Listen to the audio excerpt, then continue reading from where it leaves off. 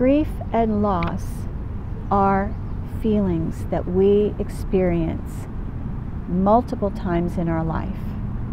We may feel grief because of the love we didn't get or felt we should have as a child. Perhaps you had a narcissistic mother like me, and you were put down and demeaned and abused, and so you didn't feel loved from the place of being a child. And if you do not process this, it will carry you through the rest of your life. Grief can also happen from the loss of a parent, the loss of a pet, a relationship that didn't work out, a marriage that ended before you were ready for it to.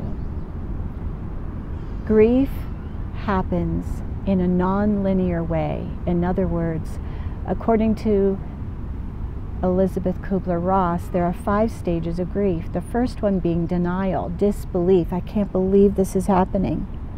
And you may go through that disbelief with the loss of a pet, the loss of a marriage, a breakup, wishing things were different. You may feel like, I wish I had done this differently. I wish I hadn't said this. I wish I had appreciated them more. I wish I'd loved more openly. And this can bring up other emotions. The next stage after denial is anger. You may be angry that it happened, angry for the loss, angry that somebody passed away. They left you, abandoned you. The next stage is bargaining, where we say, God, please take me instead of them. It's a natural place to be where you do not want someone to leave. After bargaining is depression, and depression can be a long-lasting event, but it doesn't have to be. Typically, we get depressed because we're stuffing anger down. We're stuffing down emotions, and we might even feel numbness. When we stuff too many emotions down, we become numb, where we just don't feel anything. We maybe can't even cry.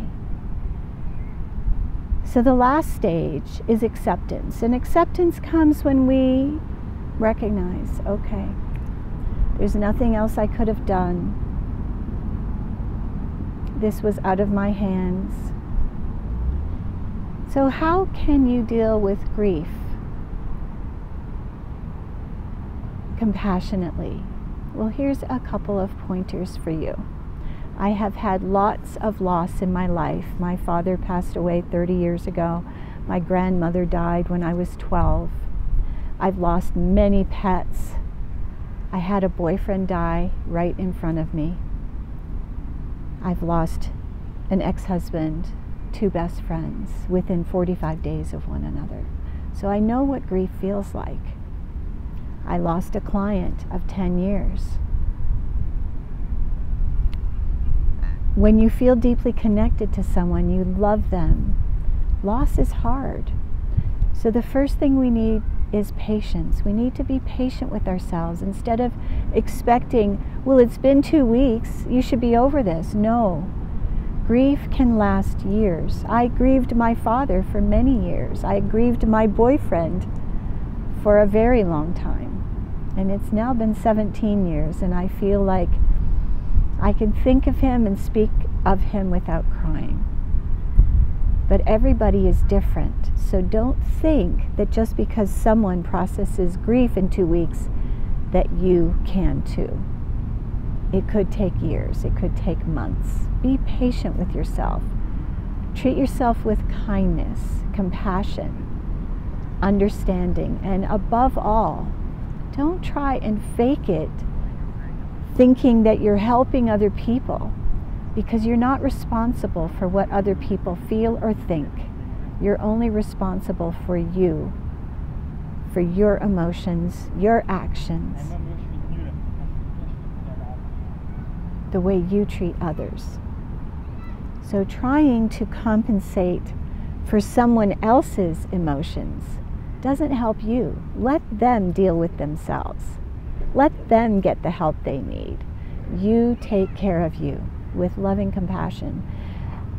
Having an opportunity to write about the person. When I was a child, I used to write about the animals. I had rabbits and cats that passed away, and I would write about them. Snow was such a sweet, loving bunny. She was all white. You know, as a little child, that was my way of dealing with the loss. Whether it is a pet or a human, when we love deeply. And sometimes it's harder to lose an animal because they love us unconditionally. They don't hold anger and resentment. They are loyal. They love us unconditionally. And when there's love that's unconditional, it's so much easier to feel deep sorrow and pain.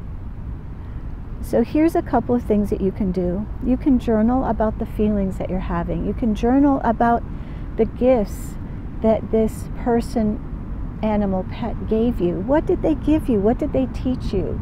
When you look at the bright side and remember what it was they gave you. Now in my case, my father was he was an incredible man. He only had a 9th grade education, but he was well-read, self-taught.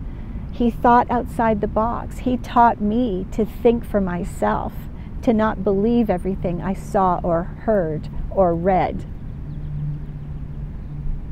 So I have a lot of gratitude for what my father gave me. He taught me how to garden. I ended up becoming a master gardener, and I had a landscape business for over 10 years, you know, because of my dad. All my brothers had gardens, beautiful gardens. My one brother had a farm. So what did you get? What were you given? Even in a marriage and a divorce, what did that person teach you about you? What did you learn about life? Some of us, and if you're anything like me, I learned through my relationships. My relationships taught me a lot about myself. And if you're having issues with dealing with grief, this is what I help my clients do. Overcome loss, overcome trauma, overcome the past so that they can live a happy, beautiful life.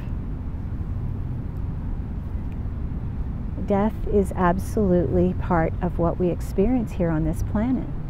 And so we will experience loss. But it doesn't have to be a permanent feeling. You can get over it. So be kind to you. And send me a message or an email at jenniferelizabethmasters@gmail.com if you'd like some help. I do work with private clients. Be kind to you.